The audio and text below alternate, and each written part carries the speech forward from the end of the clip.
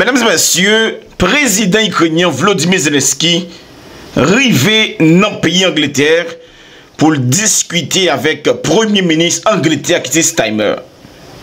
Rencontre ça, réalisé tout de suite après rencontre qui a gagné entre président ukrainien Volodymyr Zelensky avec président américain Donald Trump. Mais contrairement avec rencontre qui a gagné avec président américain, premier ministre Angleterre a voulu envoyer un message par président américain Donald Trump. Et dans la discussion qui a gagné avec Trump, là, eh bien, l'administration américaine a voulu montrer au peuple américain que Zelensky sont ingrats. Que Zelensky va remercier les États-Unis d'Amérique pour aide que le pays s'abaille Ukraine. Et que évidemment, si on façon à faire, eh bien, pour le peuple américain, suspend le soutien avec le peuple ukrainien. Mais il y a une bataille qui est éclatée entre l'Europe avec les États-Unis d'Amérique. Et bataille ça, m'a vu forward dans la vidéo ça, et bataille ça m'a vu expliquer le plus bien dans la vidéo ça. Mesdames et messieurs, bonjour, bonsoir, comment nous y est? Bienvenue, c'est un plaisir pour me porter information pour nous ne pas oublier. Abonnez, mettez un like, partagez la vidéo ça dans plusieurs groupes, sur plusieurs pages, quittez un commentaire pour nous et surtout faites nous connaître dans quel pays, dans quelle ville ou assister à la vidéo ça. D'abord, nous tous connaissons, le président ukrainien Volodymyr Zelensky est allé hier dans le pays des États-Unis quand il a supposé à si on traité pour terreur. À partir de traiter ça, Volodymyr Zelensky a dit qu'il a mis un saut sur relation diplomatique en administration Trump avec l'administration pays ukrainien. Mais contrairement, malgré le président américain toute semaine, a dit Volodymyr Zelensky a vint signer, mais Volodymyr Zelensky a toujours dit le même. Il n'a pas signé sans une garantie de sécurité. Et nous tous songeons sous mandat Joe Biden, non, avant l'aller, quelques semaines avant, eh bien, il déclarait que l'aide l'Ukraine, c'est don. Et pendant que les pays européens, en pile aide, ils voient l'Ukraine, eh bien, c'est sous forme prêt. Lorsque l'administration Trump l'entrée, il dit non, les États-Unis d'Amérique pas qu'à servir comme égaré dans la guerre ça. Pendant que l'autre pays a prêté Ukraine l'argent. L'autre pays s'est investi en Ukraine, mais majorité aide que les États-Unis te vendent ou bien te vendent Ukraine crédit donne alors Joe Biden l'été annulé dette ça yo et mettez compteur là à zéro. Et lorsque Volodymyr Zelensky vini dans la Maison Blanche là, les pavles siens, eh bien ça t'est parti en vrille, bagala t'est parti en catastrophe. Ça qui même poussé vice-président américain Vance, eh bien, il te dit Zelensky, on va venir dans la Maison Blanche là, pour venir dérespecter nous. On va venir dans la Maison Blanche là, pour venir manquer de gars. Et que tu as supposé reconnaissant, au moins, faut dire nous merci. Merci pour l'aide que nous débattons. I'm talking about the kind of diplomacy that's going to end the destruction of your country. Yes, but if you are not strong... Mr. President, with respect, I think it's disrespectful for you to come into the Oval Office and try to litigate this in front of the American media. Right now, you guys are going around and forcing conscripts to the front lines because you have manpower problems. You should be thanking the President for trying to bring an end to this conflict. Have you ever been to Ukraine that you say what problems we have? I have been to. Come once. I've actually watched and seen the stories, and I know what happens is you bring them on a propaganda tour, Mr. President. Do you disagree that you've had problems bringing people into your military? We have problems. And do you think that it's respectful to come to the Oval Office of the United States of America and attack the administration that is trying to prevent the destruction of your country? A lot of questions. Let's start from the beginning. Sure. First of all, during the war, everybody has problems, even you, but you have nice ocean and don't feel now, but you will feel it in the future. God bless. You don't know that. God bless. You don't God know bless. That. You will not have a war. Don't tell us what we're going to feel. We're trying to solve a problem. Don't tell us what we're going to feel. I'm not telling you. Because you're in no position to dictate that. That's Remember exactly this. I'm not you're in no position to dictate what we're going to feel. We're going to feel very good. You will feel influence. We're going to feel very good and very strong. You will feel influence. You're right now not in a very good position. You've allowed yourself to be in a very bad position, and he happens to be right about it. From the very beginning of the war, you're not in a good position. You don't have the cards right now. With us, you start having cards. But right now, you don't. Yeah, you're playing cards. Mr. President. You're playing cards. Serious. You're gambling with the lives of millions of people. You're gambling with World War III. You're gambling with World War III. And what you're doing is very disrespectful to the country, this country. It's back to you. Far more than a lot of people said they should have. Have you said thank you once? A lot of times. No, in this even entire today, meeting, you said thank you. Even today. You went to Pennsylvania and campaigned for the opposition in October. Offer some words of appreciation for the United States of America and the president who's trying to save your country. Et Donald Trump, t'es même allé pour le rappeler Zelensky dans le premier mandat là. C'est lui-même qui te baillot missile javelin.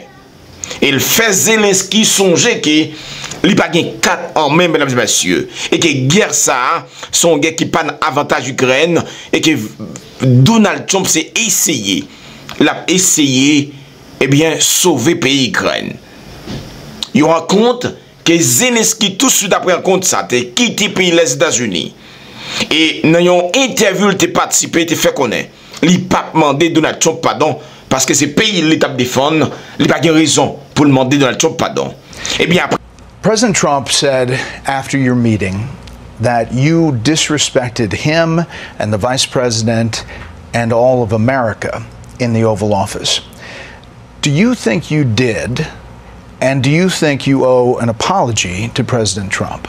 So I'm not hearing from you, Mr. President, a thought that you owe the President an apology. No, I respect President and I respect American people, and if I don't know if I think that we have to be very open and very honest, and I'm not sure that we did something bad.